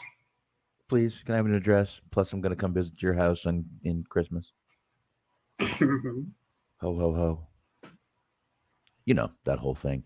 Okay. So now, Smark, we were not here last week. We took a little break. Yeah, which means we need to acknowledge the fact that Baron Corbin's birthday was last Friday, the 13th. Not really. That's what NORAD says. The one guy who has a birthday on Friday the 13th and actually lives. Jesus Christ. Eric Bischoff. We know he is been sort of a controversial figure lately, which Eric Bischoff is known to be that. Controversy creates cash. That was the name of his book, I believe. Eric Bischoff is not very happy with now. I brought up the fact that we weren't here last week because we didn't get to talk anything about All Out with John Moxley and Bryan Danielson and the plastic bag. We also didn't get to talk about the needle put through Swerve's mouth and the chair shot. So I guess we can, we don't need to dig in. Obviously everyone knows what happened by now. We don't need to get into all that. Moxley basically took out Bryan Danielson with the bag. Actually, it's pretty funny if you think about it. Like, if you just even keep a kayfabe perspective, like Hangman got suspended for a couple of months, allegedly, or no, not allegedly, but he got suspended for a couple of months for fucking, I forgot what he even did, but it was something involving the Elite. And fucking John Moxley attempted murder on a pay-per-view. Like, he tried to fucking asphyxiate a man, and he was allowed to be on the show the very next week. This is a poorly run organization. Well, no, the Elite was throwing around their power when they got rid of Hangman. He really didn't do anything that bad. He just wouldn't do what they told him. That's what that was. That was the Elite throwing their fucking power around. This was brutal, I will say. But this is something we've seen in movies and stuff, folks. This isn't anything none of us have seen before. Is it a little excessive for a wrestling show? Maybe. Maybe it is. But I had no issue with it. I actually thought it was pretty fucking cool. Something we haven't, I don't think I've ever seen that. I don't think I've ever seen him put a bag over someone's head and try to murder them in the ring. You? Honestly, maybe, but like not. It's obviously like an independent show, like it's kind of like a fucking death match or something like that. That if it would have happened anywhere, it would have happened there. The idea that it happened on like a large scale, like national wrestling program, that's pretty wild. What's more brutal? Seeing this? See? Well, wait. She says it was karma. Okay. What? I'm on a different screen. Oh, the tie incident with Justin Roberts. That would have been. I think he was at that show. That would have been great if he was. Well, I know he's normally the announcer, but like he wasn't on Dynamite this week, so I didn't remember if he was on the fucking pay-per-view or not. That would have been great if like Moxley's choking the shit out of him, like Justin Roberts just runs into the ring and is like fucking pointing and grinning and clapping and shit. Well, I believe that spot got mentioned on last week's Dynamite. I believe Moxley mentioned it. I think Moxley mentioned it on last week's Dynamite. But I mean, what's worse? I don't think either one is bad personally, but what's worse, seeing a guy not all bloodied up getting suffocated with that, or just a few weeks ago, a couple months ago actually, we saw Chad Gable and others back there, which looked like a fucking bloody crime scene in WWE with when the Wyatt Six debuted. I mean, folks, if you're going to outrage for one, you got to outrage for the other. Fair is fair here, I guess. But I didn't see a problem with this. Again, this is something we see in movies, folks. If they're going a little edgier, this is something you could see in an edgy movie. So I got no issue with it. The needle thing. Actually, let's stay back on the Danielson thing. Smark, did you? I mean, obviously, I don't think you would have an issue with it either. No, I'm not squeamish or offended easily. I don't think it's about being squeamish. I just think it's about what. I guess what. I actually thought it was pretty cool that they like on the AEW Twitter, like as it happened, they said that they couldn't air the footage because of like how insane it was, or like it was like in poor taste to air it because they can't condone what it is that happened and blah blah blah blah. Like that's a cool way to run with it. Listen, it definitely got talked about. They definitely did the job there, but I mean, it's just, and I don't think it's as much about being, offended or outraged. I think it's about what in today's climate, I guess you could say, today's society, today's rules, I guess you could say, does that fly? Is it too much? I don't think it should be. But unfortunately, for a lot of these younger fans, it's going to be a little too much. And my God, this was way too much for the guys on for the WWE diehards. Mm-hmm. So, but the needle and the chair shot. Let me say this. I am deathly,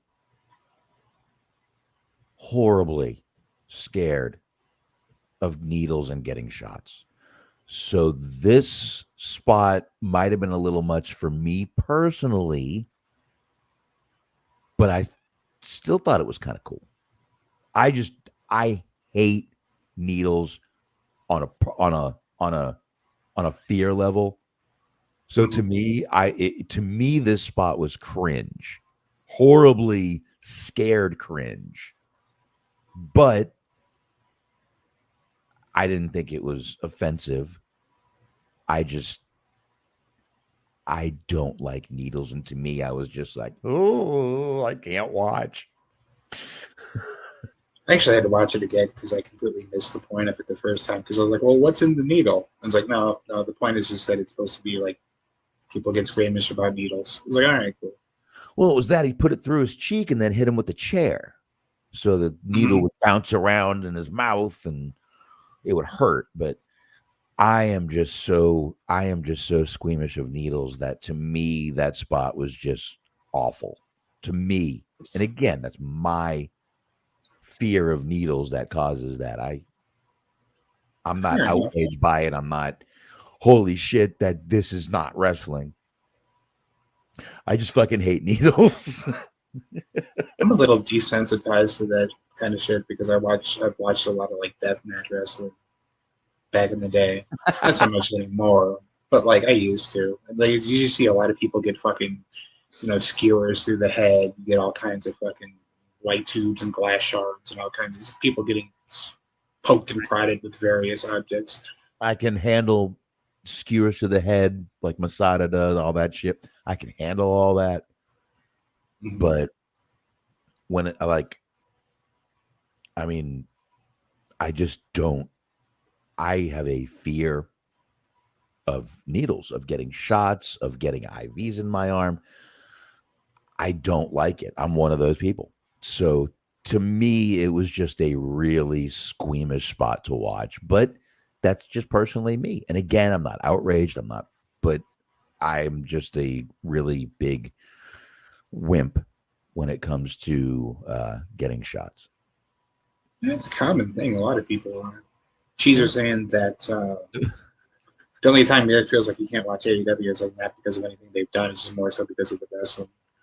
Oh, I can turn people off too. That's your opinion, sir. I know you're happy not having to watch it right now. So yes, we appreciate you suffering. We appreciate you suffering for the couple months you did. It was fun. I'm thank you. It was like a deployment. Poor man was like he's storming the beaches in Normandy and shit out here. Sitting through the fucking Roderick Strong match after Roderick Strong match. The chair shot though, that was interesting.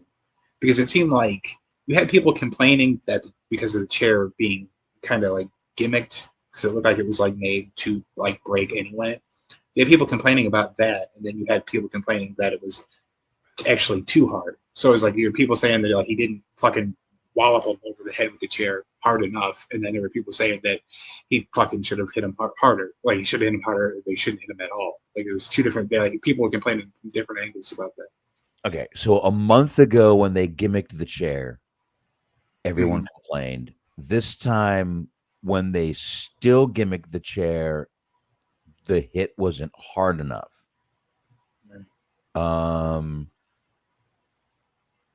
It looked cool, I thought. Because, like, okay, yeah, you see the camera change, but it's like, all right, cool, the camera changes. Like, they do that shit in fucking action movies all the time. Just like, all right, cool, whatever. I thought it was good, too. I did. Again, I'm just so squeamish of needles that it's just blah. Blah.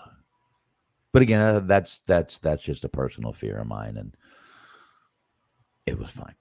It was fine. But Bischoff basically says that it was all desperation. You know, when you're running out of things to do, it's just desperate. I didn't find this desperate. I still think this is an alternative to WWE, and Eric Bischoff is being paid by WWE to do all these fucking documentaries, all this stuff. And I think we all need to remember that when Eric Bischoff gets on his podcast, his job, and goes out there and says what he says about AEW. Because he was happy to take a check, I'm sure, when they had him on those couple times. Mm-hmm. Yeah, those 3 episodes of Dynamite he was on, everything was all good. I'm sure that check got cashed. I'm sure it hit the bank. And it didn't bounce. He would have definitely said something if it did. Mm-hmm. So, all right. All right. We pretty much hit all the news. We can do a couple of things here, Smark. We can talk about Grand Slam, which will get us basically talking about Dynamite, or we can run quickly through Dynamite and then do quick Grand Slam predictions. I see. All right, that's what's up. He said we need Husey for AEW. Okay. I would say kind of just do what we normally do, just talk about Dynamite and tie that into predictions or whatever. All right. Because there wasn't a terrible lot of interesting things that happened. Like the matches were good, but angles kind of weren't much of anything to speak of. But give me just a second, because I am going to check on the cover. Yeah, and there were only 5 fucking matches on the show. That was it. There was only 5 matches on Dynamite last night. The long for no fucking reason match of Orange Cassidy versus Chris Jericho. Does this have any place on this pay-per-view that we had to have this match tonight? Oh, I'm sorry, not pay-per-view. Special episode of Dynamite that we had to have this match on this show tonight or last night? Any place, any reason, any Smark left for a minute. Did he tell me he was leaving? He might have. But anyway, we had that match. We had the Hook match with Hook over JD Inc., who could be the freaking Illustrated. Man, that guy's got a lot of ink on him. I mean, a lot of ink, which makes the name make sense. Yuka Sakazaki, Queen Automata over Mariah May and Serena Deeb. That was it. Ricochet over Mantar. Oh, I'm sorry, the Beast Mortos, which was actually a good match. Ricochet was actually good in that match. Will Ospreay, Kyle Fletcher, and Takeshita over the Elite, which, my God, the Elite won a fucking match. Not a bad match, though. Not a bad match at all, I didn't feel. But not a lot of these matches. Most of the talking segments were leading up to Grand Slam, but some of these matches did, some of them didn't. Wasn't exactly, I thought, the greatest way to bring home this special show that we've got coming up for next week. But listen, folks, I'm happy we're getting Nigel McGuinness back in the ring for this special event. That is great to me. He's not ruling out a full-time comeback, which is also another great thing. I would love to see Nigel McGuinness come back. I would love to see the Desmond Wolfe character come back. I know it's crazy, but I would love to see it. I think it would be awesome. I always found that Desmond Wolfe character very Jason Statham-ish, if you will. So I would love to see that character come on back, that Desmond Wolfe character. I think that would be awesome. So we'll see what happens here. But Smark is back finally. Yeah. Just had to check on the old pupper. The old pupperino. Yeah, he's doing good. Yeah. So anyways, the fucking Jericho Cassidy thing was way, like you said, it was just unnecessarily long. Like, it wasn't even a bad match, but like you said, it's like, what was the point of it? Like, why did we really need a fucking 30-minute long Jericho Cassidy match? Did we need a clusterfuck outside the ring for fucking 5 minutes? No. Did we need half of what went on there? No. Did we need Jericho? That part was actually kind of cool. Like, when the match started, and then like before they could even wrestle, like their affiliated members fucking jumped into the ring and they like sort of stood next to their selected person. Like, there's like a little bit of a face off. Like, they just straight up got to the fuckery immediately before, instead of just like having the fuckery happen in the middle of the match. They just straight up happened from the jump. Their significant other. Mm-hmm. That's right. I mean, as we know, Chris Jericho is a big Limp Bizkit fan. Oh yeah.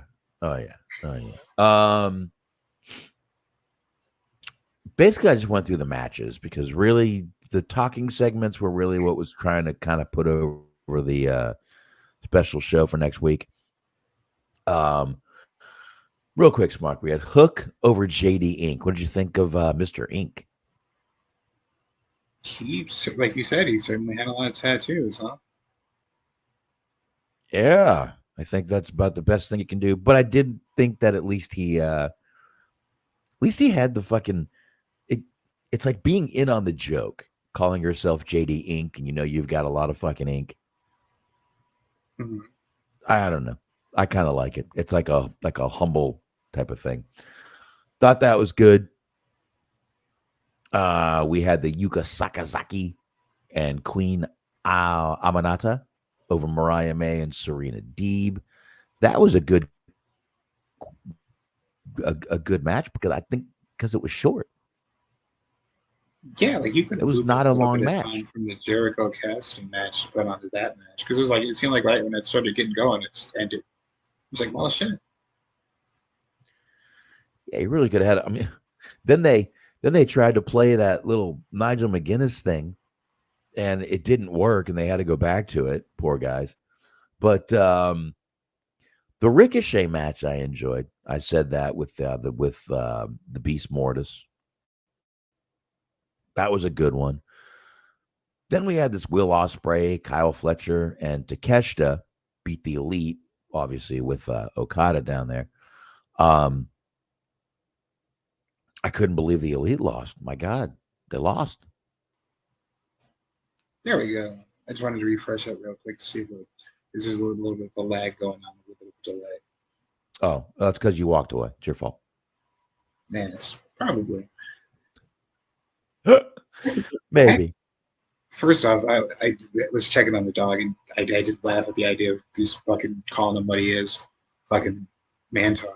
Mantar. He's Mantar. I agree. That was a good match, though. I liked the match. What I didn't like was the promo after the match. Like, you can't keep letting Ricochet talk by himself. Yeah, with him and Ospreay. Mm-hmm. Oh, he tried so hard to sound tough, and he just doesn't.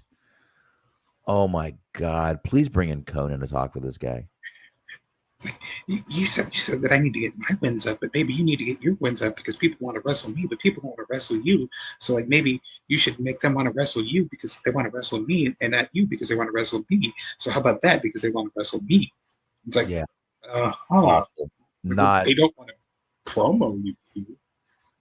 It made no sense, and he already can't cut a promo, and I don't think they really do anything but bullet point promos at this company, and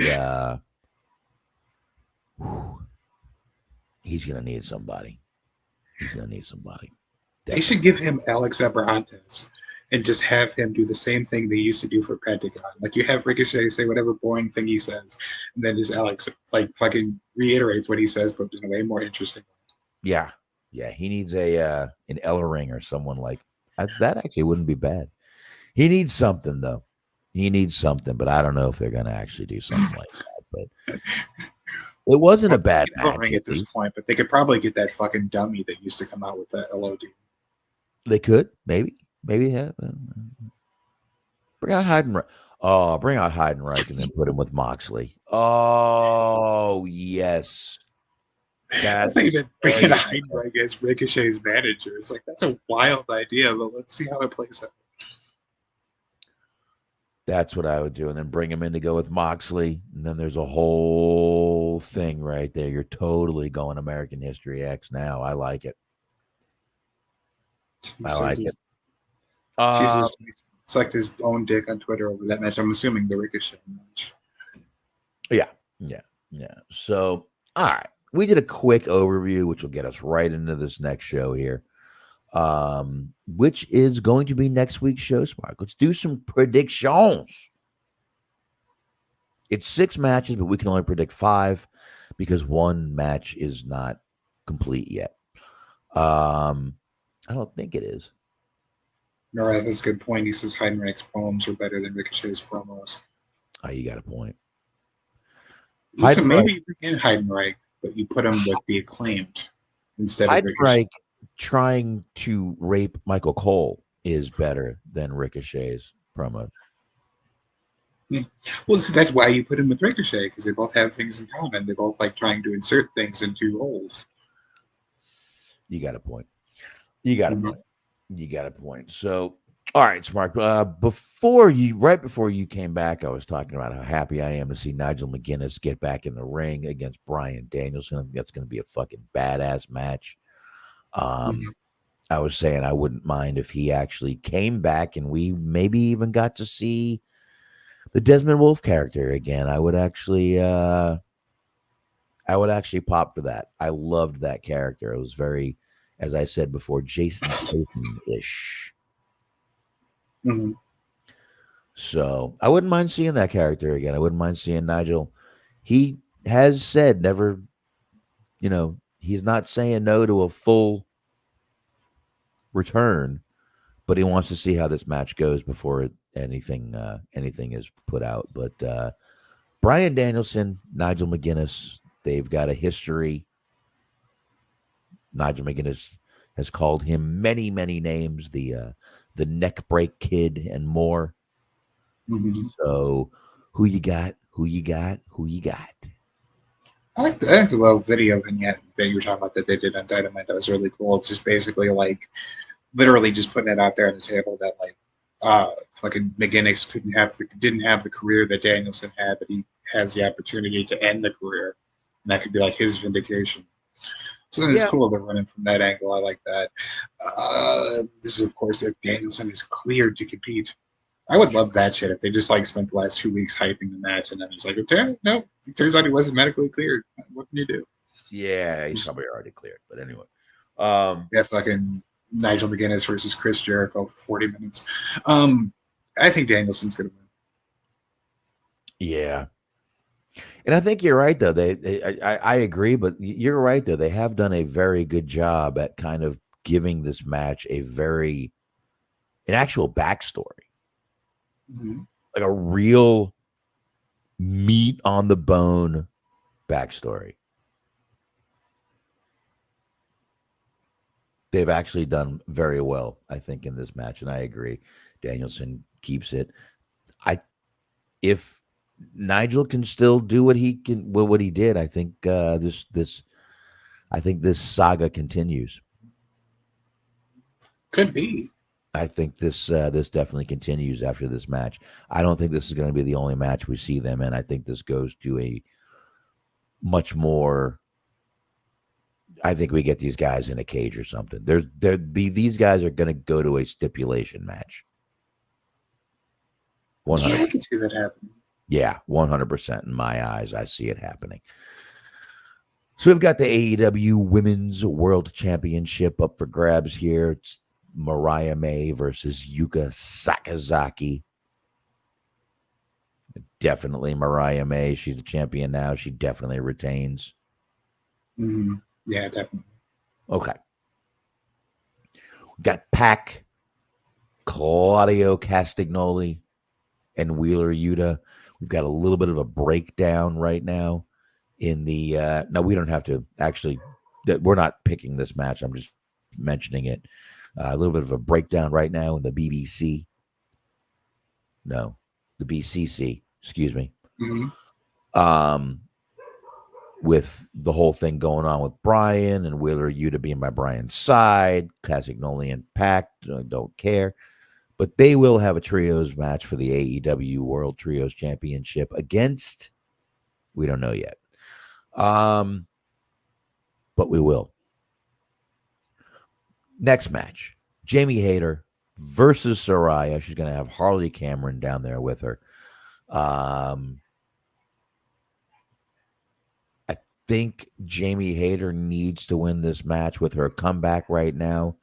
It'll kind of establish her as why she's going to be put back in the scene, if you will, for the kind of put her back in the title hunt.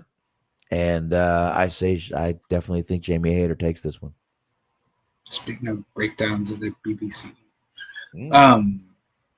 yes, her in the match. Yeah, Jamie Hayter. But there's no reason to have her lose so early. Yeah, and the Harley Cameron definitely gets involved. By the way, she might even get ejected. Might even get ejected from this match, which will give Jamie Hayter her win. That might be exactly how it goes through. All right. Put her in a shark cage. They don't do the shark cages anymore. I fucking suspend them above the ring. That okay, Smark Russo. Yeah. Okay. We've got the Young Bucks, the Jackson Brothers versus Kyle Fletcher and Will Ospreay.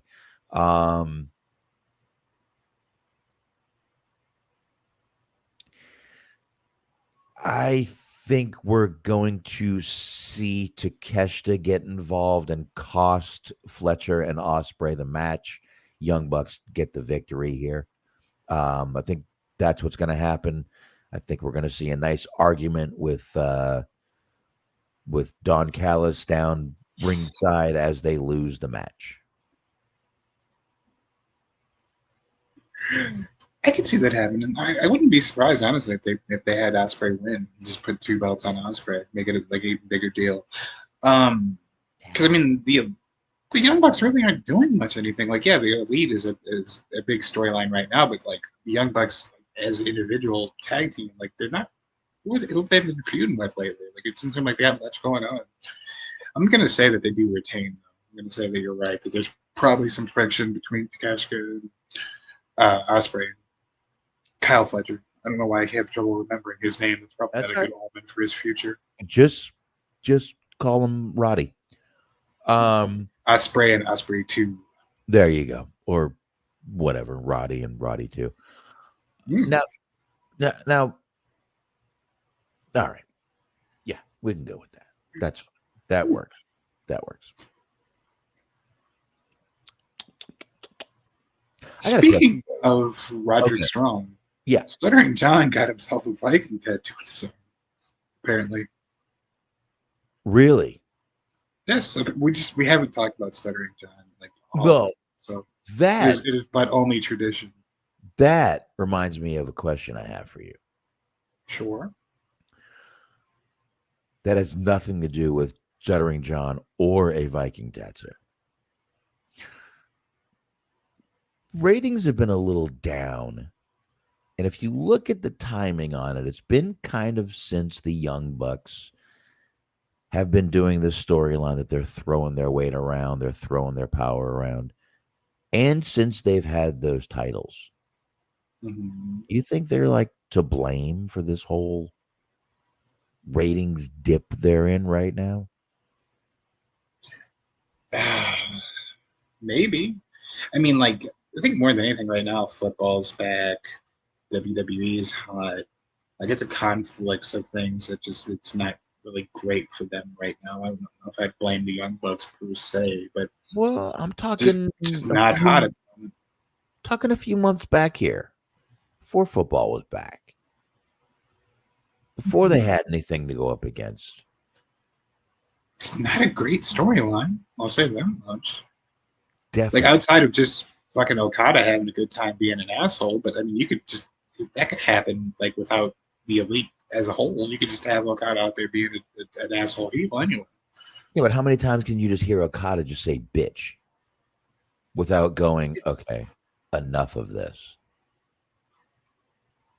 If I had to guess, I'd say I probably got another 3 weeks in me where I still think it's funny. Oh, all right. Well, you know, hey, fuck my point. Okay.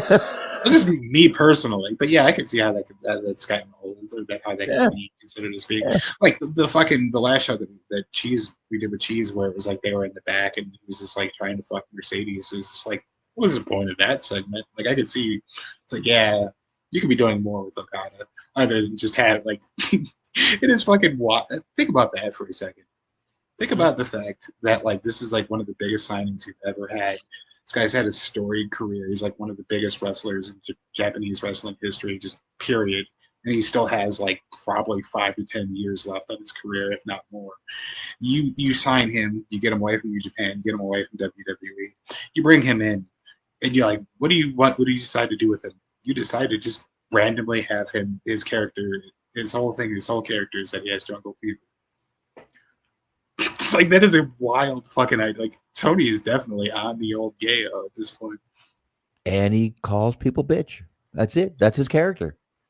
He's channeling he's definitely channeling his inner Vince with that one. It's like, your gimmick is that you fuck black girls, pal. It's like, what? Like I just saw Rush Hour. Hey, she's divorced. All right. Rush Hour is what I do before I book the shows. You know what I'm saying? That was Vince like. All right, what is oh, Jesus Christ. That's the Viking Jesus. It looks like fucking literally the tattoo looks like something. That would be something Triple H would get, and that is a horrible new tattoo. At least he got it on his arm and not his neck like Cody. Here, let's just take. I am not an artist. I am not a tattoo guy. But if I just got a brand new tattoo and it looked like that, hold on. I don't know. This doesn't look terrible. It looks like the Misfits logo to me, I think. Oh, Jesus. The fucking hairline, though. All right. What are we looking at here? What are we looking at? There we go. But I mean, it looks. I mean, I guess if you're going for a traditional style, it's fine, but it's doesn't look new. It looks like he's had it for 5 years. Why is he referring to himself as the Duke? Because he's a douche. He's referring to John Wayne. John Wayne's the Duke. That's the word he should have used. The douche. See, even Nora, I'm saying people are saying it looks like a prison area. It looks shitty. Thank you. I don't have any tattoos on my body. That looks shitty. Okay. Last match, Mark. Speaking of crazy tattoos and racists, John Moxley with Marina Shafir versus Darby Allin. This is a singles match, folks. This is for Allen's AEW World Championship opportunity. The winner will face Daniel Bryan for the AEW World Championship at Wrestle Dream. Moxley takes this, right? I have to sneeze, but yes, I don't. I don't have to sneeze. Okay, very good. I think Moxley is going to take it as well. I think they just have that built-in storyline with them both being in the BCC together. Like I guess formally at this point because they done went and kicked Danielson out, but they have the history together more so than like Darby and Danielson. But apparently, if you believe the scuttlebutt online, Darby is in line to be maybe not the next champion, but a champion within the next year or two, seeming. Which I don't know how I feel about that, but hey, homegrown talent. Look, it is what it is. I don't know you got a guy out there again. You got Darby out there in fucking black leggings and short shorts and a pink fucking jacket. I'm sorry if I was, I wouldn't want that guy as my fucking champion. Yeah, I wouldn't. Got nothing to do with a pink jacket, but well, I'm sorry. Go ahead. I was gonna say, I think you're right because it's just like you're trying to do a little too much. And it's like, what is it that you're trying? What the fuck is your character? Like, what is it that you're trying to project? You have like you said, he has like leggings, a pink jacket, and fucking face paint. Like, you just have a very clashing image. Yeah, and fucking Daisy Dukes. Mm-hmm. I mean, it's just. I've said this before. Guys got to fucking update his fucking outfit. I would not want that guy as my champion. I'm sorry. I wouldn't. That actually is pretty great the more that I think about it. I can understand the statement he's trying to make with the pink shorts, or not the pink shorts, the pink jacket or whatever. Just the idea of just like, it's like counterculture for as a man to wear pink or whatever. I think probably not anymore, but whatever. Maybe that's the statement he's trying to make. But I do like the idea that his whole gimmick is that he's like this like extreme skating like goth kid that he wears booty shorts.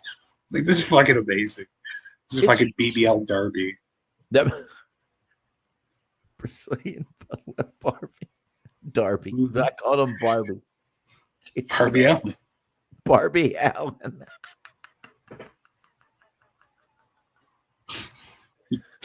Holy Bus shit. is not included. Might have two names for the show. Might be a double header. Ooh. That might be a good one. Barbie Allin. Actually, a pretty great gimmick. It could be. It could be a really great gimmick, man. Oh shit! I mean, look, the movie just came out. I mean, what? I mean, come on, better timing here. Mm-hmm. Barbie Allin. Bring back what's her name to be BB. Barbie Hayden. Be Barbie Allin. See, I got it. Nailing that shit. Bus and bus station sold separately. Ruben Randall? What the fuck? I don't know if I know who that is. Is that like that? Coincidentally, I had a Reuben sandwich for lunch today. Fucking Arby's, man. They got the good shit. Okay. Yeah, I'm the one keeping Arby's and Long John Silver's in business. That's me. That's me. I'm the guy. And we're getting an Eagles player. I don't know if that's a wide receiver for the Giants. It just sounds like a random, generic wrestler name. It really does. It really does. Like Ruby Rose or something. But anyway. God damn it, that's it. Very good. That's it. Unless you got something else. No, I don't think so. All right, we're hitting that 2-hour mark. We can wrap this up. Get out of here. Sounds like a plan to me. Sounds like a good plan to me. We can go ahead and do that. So, folks, we'll be back here next week. Once again, we just took one little week off. No big deal. Like I said, I was so sick. There's no way we would not have been doing a show no matter what. I was fucking dying Thursday, so we would not have been doing a show. Smark, yes. I need to hear about some tits. Absolutely, friend. If you are you a fan of the NFL? Are you a fan of college football? Are you a fan of racism? If you answered yes to any of these, or no to all of these, then what you're going to want to do is you're going to want to check out Tits Monday, 8:30 p.m. That's live. Or you can check it out wherever we get the podcast. We're talking NFL. We're talking about making some predictions for week 3, yes? Oh, no, week 3 is what's happening right now. We'll be making predictions for week 4. We'll be talking about the games that happened week 3. We'll probably be talking about the NFL, the NFC North, specifically a team that plays in Detroit.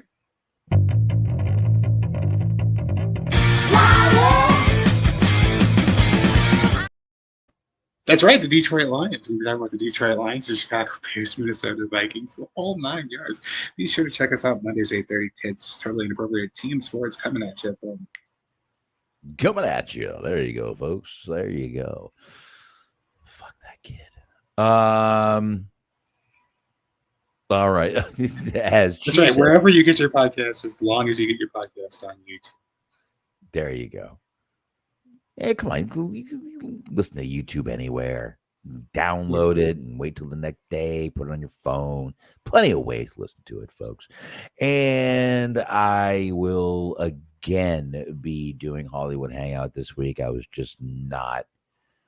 Y'all did not want to hear me coughing and hacking like I was Saturday on the show. So I decided to wait. And I will be doing Captain Phillips, based on a true story with Tom Hanks. A really good movie, a really great movie that I've been actually wanting to talk about for a while now. So be talking about that, and that will be Saturday night, 8:30 p.m. Eastern time. Oh no, 9:30 p.m. Eastern time, 8:30 p.m. Central time, and on Mixer. There you go. So, and YouTube. Actually, I found out if I do the show the way I do on YouTube and I play the clips, talk about the clips, and then if I dispute it, most companies will release the copyright claim, like which happened on the movie I did a couple weeks ago with Last of the Dogmen.